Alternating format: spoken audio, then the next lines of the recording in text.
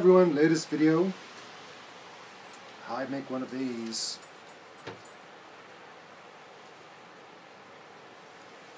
Spiral conch shell from pine.